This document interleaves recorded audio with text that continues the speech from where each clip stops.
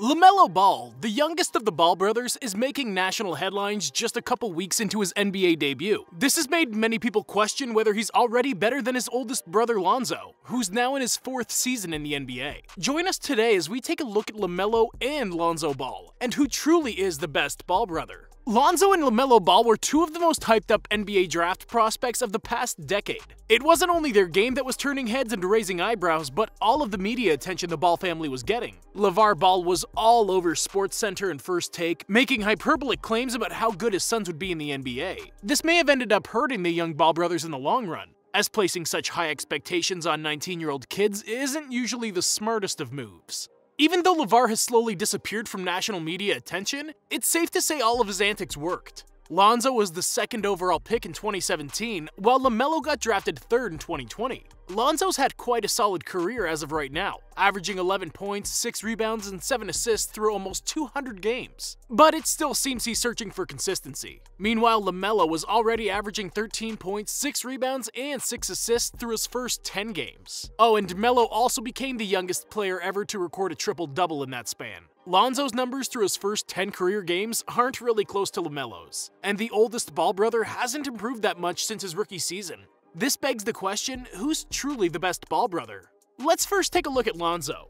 Lonzo's greatest offensive skill far and away is his elite passing. Last season, Ball had an assist percentage of 29, which means Ball assisted on 29% of his teammates' made shots while he was on the court. That mark ranked 86th percentile among combo guards and was even more impressive considering Ball had to split ball handling duties with Jrue Holiday. He also had an assist-to-usage ratio of 1.38, the 2nd best mark among combo guards last year. These are numerical, statistics-based arguments to show how good of a playmaker Lonzo really is. But the true beauty of it lies in watching him drop dimes in games. You don't usually see players attempt full-court passes too often. Lonzo has a handful of beautiful assists that see the ball flying through the air from coast to coast before ending on a made basket. His accuracy on his passes is something out of this world, as very few players have the ability of setting up teammates as flawlessly as Lonzo can. Alley-oops, behind the backs, between the legs, Lonzo can make and probably has made any pass you can imagine. The only downside to his playmaking is Lonzo's proven to be quite turnover prone.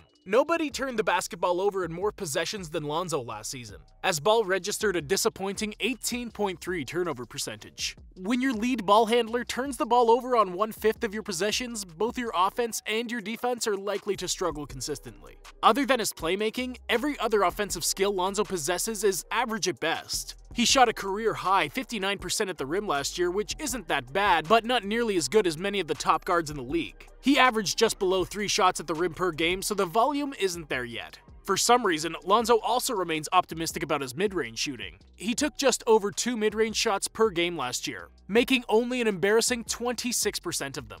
The one surprising number about last year was Lonzo's three-point shooting. After only shooting 31.5% on threes over his first 2 seasons, Ball shot 37.5% last year on 6.3 deep-range attempts per game, including a very solid 38.9 on catch-and-shoot threes. His mechanics still look as awkward as always, so we'll find out at the end of the season if he's truly improved his three-point shot or if last year was just an outlier. Overall, his field goal percentage also leaves a lot to be desired, as he's made just 39% of his shots over his career. That's certainly the difference between Lonzo remaining in the same level as he's been since his rookie year and taking that next big step. He doesn't need to become an elite slasher or master off-the-dribble shooter. All he needs to do is make threes at an above-average rate, continue setting up his teammates with accurate passes, and cut down his turnovers. That's all he needs to become a positive offensive force.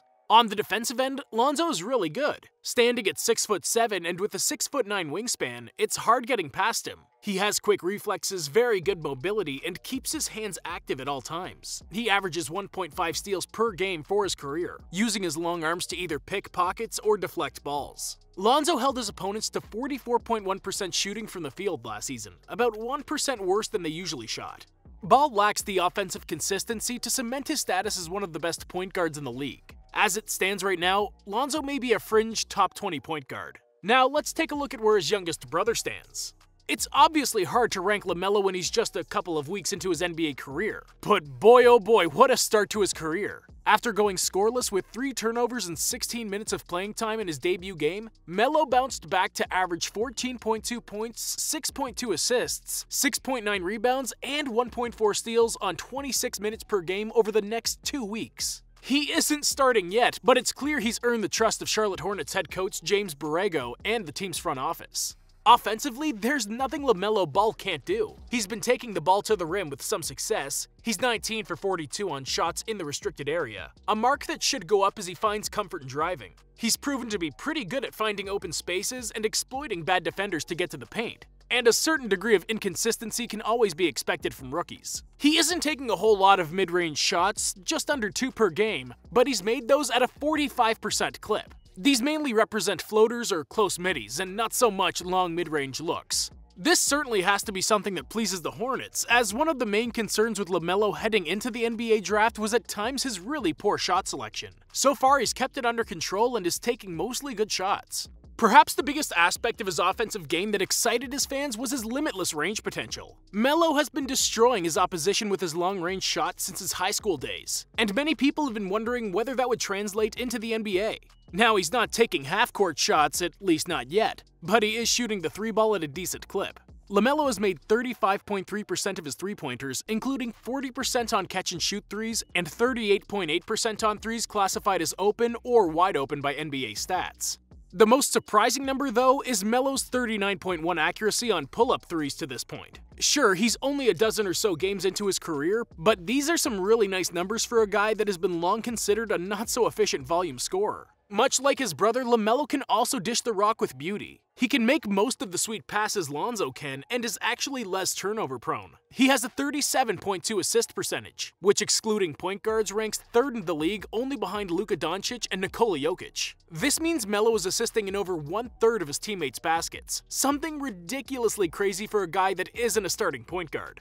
Charlotte's been using Ball, who stands at 6'7" and has a 6'6" wingspan, mainly as a shooting guard with some minutes at small forward. This hasn't stopped LaMelo from dishing 6 dimes per game on 25 minutes a night. That's nearly 9 assists per 36 minutes. With a 3-to-1 assist-to-turnover ratio, other Hornets players have hit 46.1% of their shots directly coming off a pass from LaMelo, which is a pretty nice mark as well. He's particularly developed some nice chemistry with Terry Rozier and Gordon Hayward, who are shooting 16 for 24 and 16 for 35 off LaMelo's passes respectively. And even though defense has always been considered the biggest area of improvement in his game, Melo's defensive numbers so far are incredible. He's held his direct matchup opponents to a 38.7 field goal percentage, which is 6% worse than they usually shoot. On paper, this shouldn't be all that surprising when you take LaMelo's length into account, but variance may be helping his numbers in such a small sample size. So we'll see how his defensive numbers look by the end of the season. Now that we've looked at Melo's game, let's compare both of the brothers' skill sets. On offense, we have to give a slight advantage to LaMelo. Even though he's just a rookie, LaMelo is still not as inefficient as his brother when shooting the ball. This is pretty good news for the youngest Ball brother, as inefficiency is usually the main issue with rookies. Melo will only get better as time passes by, and as long as he takes care of his shot selection, he can become a very lethal scorer in the league. As for Lonzo, the best he can do is remaining consistent with solid three-point numbers and he'll be fine on offense. Any improvements above that represent a huge W for the Pelicans. The brothers' playmaking skills are pretty even. The small experience advantage Lonzo could have had gets squandered by the difference in turnovers, as Lonzo's assist-to-turnover ratio is just a 2-to-1, while LaMelo's is 3-to-1. Once again, it's important to clear up LaMelo's stats are from a very small sample size, but it's what we have up to right now and it's worth looking at them. On the defensive end, we'd say Lonzo is still better, at least for now. He's proven himself as a good defender over multiple seasons and has earned his reputation as such, while Melo's reputation is the total opposite, and it's entirely possible the numbers advantage he has on the defensive end is just a product of variance and outliers. The two brothers have already faced each other once this season. LaMelo's Hornets ended up getting the win 118-110 as he outplayed his oldest brother. Lonzo had just 5 points, 2 rebounds, 3 assists, and 2 turnovers on 2 for 8 shooting from the field, including 1 for 7 from three-point land, while playing 37 minutes. On the other hand, LaMelo finished with a near triple-double of 12 points, 10 rebounds, 9 assists, and 3 turnovers on 4 for 11 shooting in just 26 minutes off the bench. Lonzo went 0 for 1 in the only shot he attempted while directly being guarded by LaMelo, while Melo went 1 for 1 against Lonzo, making a three-pointer that the oldest Ball brother couldn't stop him from hitting. As hard as it may be for some people to admit it, LaMelo already looks like the better player. Not only is he a more complete player on offense than Lonzo, but he has the physical tools required to improve considerably on defense, which is considered his biggest hole. You may think this is an overreaction to LaMelo's excellent start of the season, but it isn't. because he hasn't been close to perfect, yet still looks like he belongs. LaMelo also has the heads up to remain the better player 5 to 10 years from now, depending on how both of them develop.